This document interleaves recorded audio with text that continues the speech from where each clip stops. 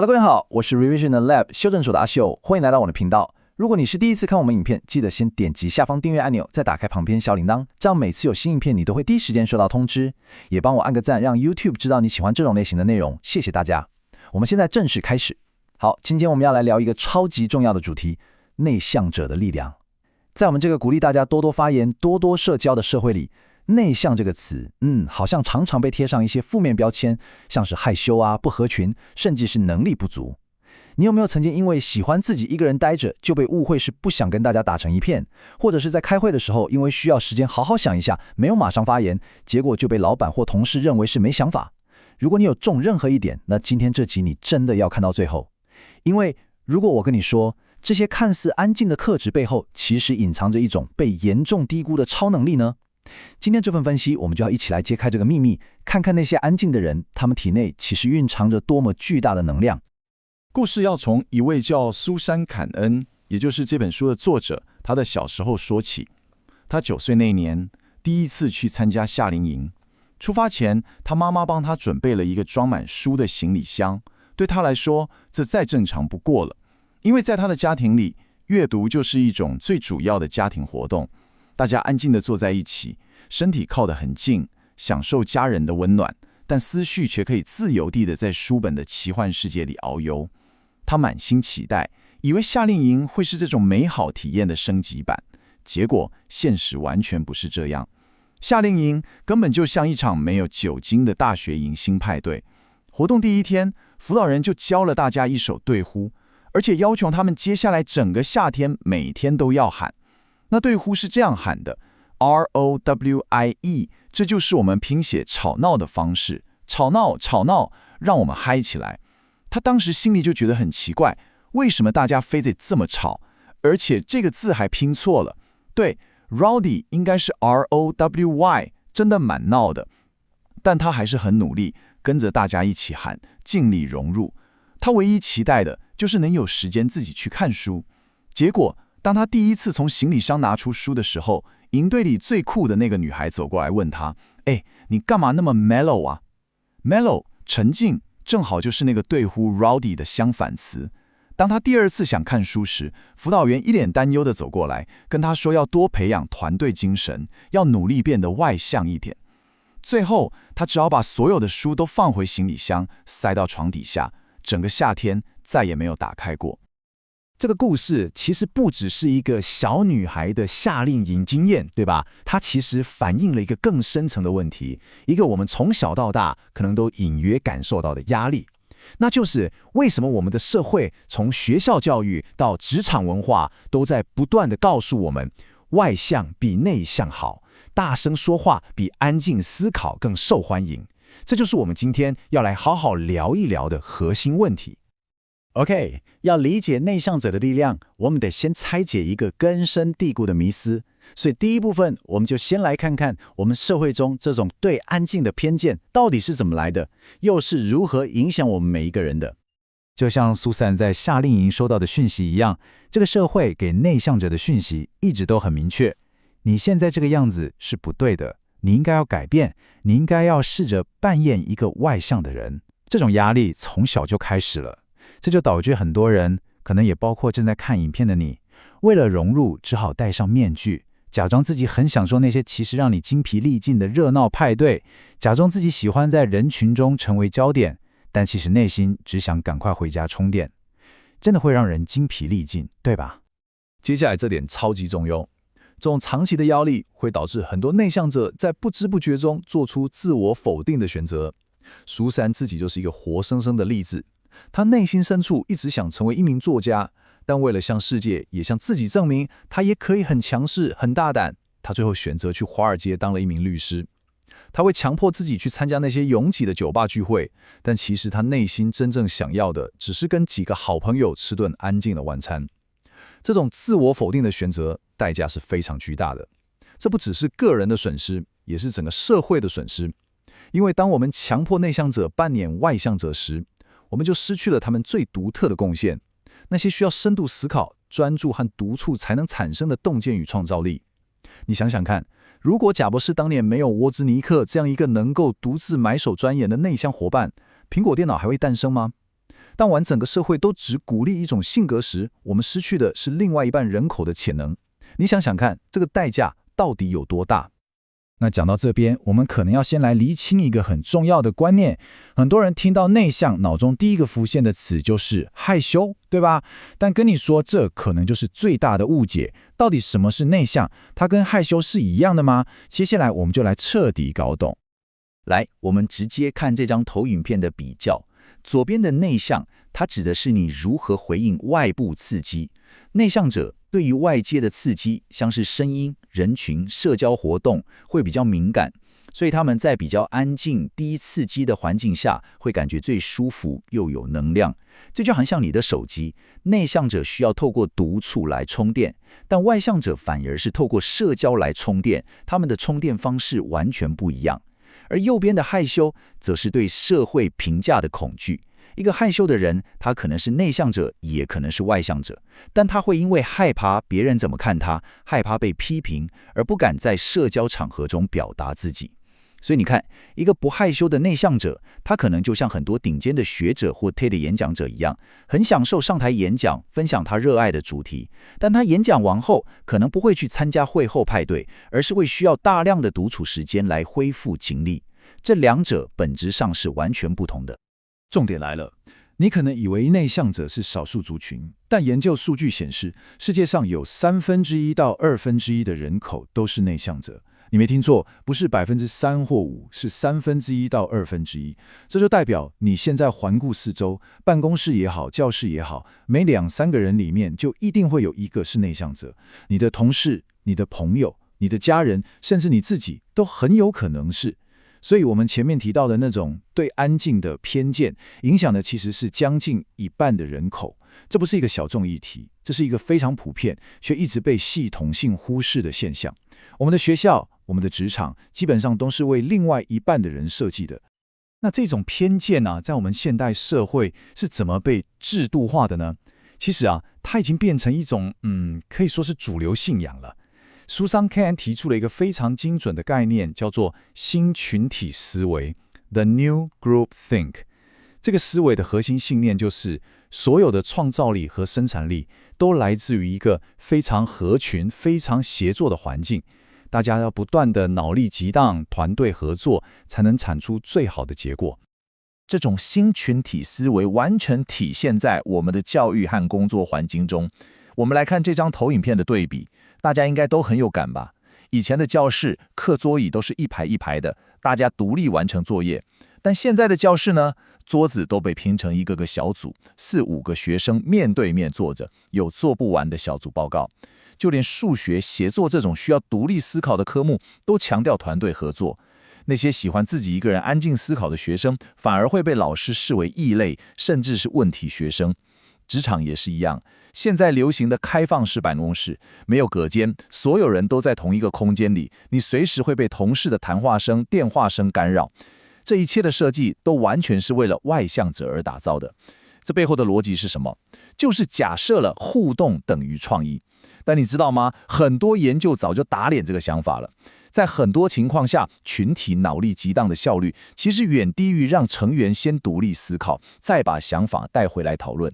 但我们却还是一窝蜂地拥抱这种开放、协作至上的文化，而牺牲了深度思考所需要的安静环境。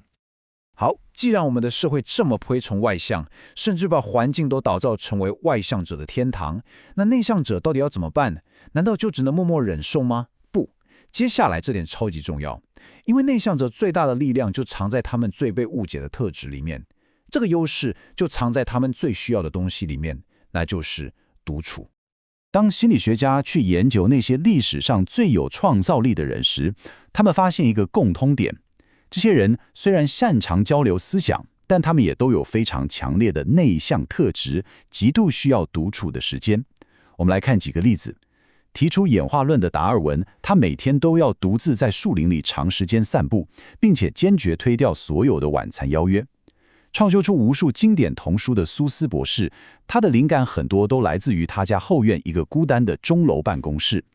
而苹果公司的共同创办人、电脑天才史蒂夫·沃兹尼克，他第一台苹果电脑就是在他当时任职的惠普公司一个小小的办公隔间里独自一人发明出来的。他自己都说，如果他小时候不是那么内向，不喜欢出门，他根本不可能成为电脑专家。你看呐，这些改变世界的人，他们的共通点不是多会社交，而是他们都懂得如何利用独处，进入一种深度工作的状态。这才是真正创新的来源。这张投影片的这句话真的说得太好了。对某些人来说，独处就像他们呼吸的空气。这句话是什么意思？这不是什么文青式的比喻哦，这是生理上的必需品。意思是，独处对内向者来说，不是可有可无的奢侈品，不是一种我今天想自己待着的选择，而是像氧气一样的必需品。在独处的时候，他们的大脑才能真正的开机，整理思绪，让各种不同的想法在脑中连结、碰撞，最终产生出深刻的洞见和独特的创造力。剥夺了他们的独处时间，就等于是把他们丢到水里，不给他们呼吸，他们的思考会直接停摆，掐住了他们创造力的咽喉。其实啊，独处的力量，人类早就知道了几千年。你看啊，这不是什么新时代的发明，这是人类几千年来的智慧结晶。世界上所有主流宗教的起源，那些伟大的精神领袖，摩西、耶稣、佛陀、穆罕默德，他们都是独自一人走进旷野，去到深山，在与世与隔绝的独处中，获得了足以改变世界的深刻启示。没有旷野，就没有启示。这证明了真正的智慧和突破，往往诞生于远离人群喧嚣的宁静之中。而这种诞生于宁静的力量，不只体现在创造力上，更体现在一个我们完全意想不到的领域。我们继续看下去，来颠覆一下你对领导者的想象。除了创造力，内向者在另一个我们意想不到的领域，其实也藏着巨大的力量，那就是领导力。这点可能完全颠覆很多人的想象，因为我们总觉得领导者就是要能言善道，充满魅力，对吧？但事实上，历史上许多最具变革性的领导者都是内向者，像是前美国第一夫人艾莲娜·罗斯福，发起民权运动的罗莎·帕克斯，还有印度的圣雄甘地。他们都被身边的人形容为安静、轻声细语，甚至是害羞。他们都不是那种我们印象中在台上振臂高呼的领袖，对吧？他们并不是天生就喜欢站在聚光灯下，甚至是抗拒的，但最终却都选择了站出来。他们的力量不是来自于口才或魅力，而是来自于一种安静但坚不可摧的决心。那他们的力量来源是什么？关键就在这句话。他们之所以站在那个位置，不是因为享受指导他人，也不是为了享受被关注的快感。他们之所以在那里，是因为他们别无选择，因为他们内心有一股强大的驱动力，去实践他们认为正确的事。这种领导力不是来自于自我 ego， 而是来自于信念 conviction。当人们感受到一位领导者是出于使命感，而不是个人野心时，他们会给予更深的信任和追随。这就是内向领导者独特的魅力。他们不是用声音让你服从，而是用行动让你信服。而且这不只是历史故事而已，现代管理学研究也证实了这一点。华顿商学院的教授亚当·葛兰特的研究就发现，在某些情况下，内向的领导者往往能比外向的领导者带来更好的成果。那这是什么情况呢？就是当他们带领的团队成员都非常积极主动的时候。因为内向的领导者更倾向于倾听，他们会创造一个空间，让每个人的想法都能被听见、被激荡。相反的，一个太过强势的外向领导者，有时候反而会因为自己太兴奋、太有想法，而在不知不觉中让整个会议室变成他一个人的脱口秀，其他人的好点子就这样被淹没了。所以在今天这个强调创新和员工自主的时代，内向领导者的倾听和赋权能力反而是一种更强大的优势。好，讲了这么多，我们简单整理一下。我们知道了内向不是缺陷，而是一种天赋。我们也看到了独处的力量，以及安静领导者的惊人优势。那理解了这些之后呢，最重要的部分来了。我们到底该怎么在日常生活中把这些洞见变成实际的行动？作者提出了3个非常具体的行动呼吁。这3个行动呼吁分别是：第一，停止对持续团队合作的疯狂迷恋，这不是要我们变成孤岛，而是要找回平衡。第二，走进你自己的旷野，这听起来很玄，但其实是现代人最重要的功课。第三，好好看看你自己的行李箱里到底装了些什么。这是一个非常深刻的自我探索。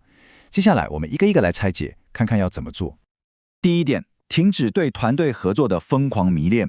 这里要先说清楚哦，作者不是要废除所有团队合作，不是要大家变成自闭儿，完全不跟人合作，不是这个意思。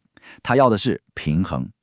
我们真正需要的是在学校和职场中给予每一个人更多的隐私、自由和自主权。我们需要教孩子们如何团队合作，但同样重要的是教他们如何独立作业。因为唯有在独立思考中，才能产生最深刻的洞见。所以在职场上，这可能意味着我们需要有专注时间的文化，在这段时间里，大家可以不受打扰的工作。在学校里，这意味着小组报告之后，也应该有让学生独立反思和写作的环节。第二点，走进旷野。这当然不是要我们真的都跑到深山里去盖小木屋了，这里的旷野指的是一种精神上的独处空间。在这个充满讯息轰炸和社交压力的时代，我们所有人都需要学习拔掉插头，让自己有机会能真正的进入自己的脑中，好好思考。这可以很简单，也许是每天早上提早15分钟起床，不看手机，只喝杯咖啡，看看窗外；也许是午休时间，戴上降噪耳机，自己去散步10分钟，找到属于你自己的旷野，并像保护宝藏一样保护它。最后，也是最深刻的一点，看看你的行李箱里装了什么，以及你当初为什么把它们放进去。这个行李箱的比喻，指的是你内心真正珍视的、代表你本质的东西。就像苏桑刊的行李箱里装的是书，对于外向者，你的行李箱里可能装的是香槟杯，是跳伞装备。那请你务必常常把它们拿出来，用你的能量和喜悦感染我们。但对于内向者，你可能习惯小心翼翼地保护你行李箱里的东西。这没关系，但作者希望你偶尔可以把行李箱打开，让别人也看看里面是什么。不用大声嚷，只要轻轻地打开一个缝隙就够了。因为这个世界需要你，也需要你行李箱里所承载的那些独特的东西。无论那是深刻的思想、细腻的观察，还是一份安静而坚定的力量。最后，作者用一句非常温柔而有力的话作结：我祝福你有最好的人生旅程，也祝福你有轻声细语的勇气。在这个喧嚣的世界里，选择安静，选择说话轻声细语，其实需要更大的勇气。但正是这份勇气，让内向者的力量得以被世界看见。总结一下今天的重点，其实就是一个核心观念：我们的世界需要光谱两端的能量。我们需要外向者的热情与行动力，同样的，我们也极度需要内向者的深度与创造力。所以，请记住，内向不是需要被修正的缺点，独处也不是浪费时间，而是一种力量的来源。无论是在创意工作还是领导岗位上，安静都可以是一种无比强大的声音。今天的内容就到这边。如果你觉得这集有帮助，记得马上点赞加订阅加开启小铃铛。我们正在冲订阅，需要你的支持。我是阿修，我们下次见，拜拜。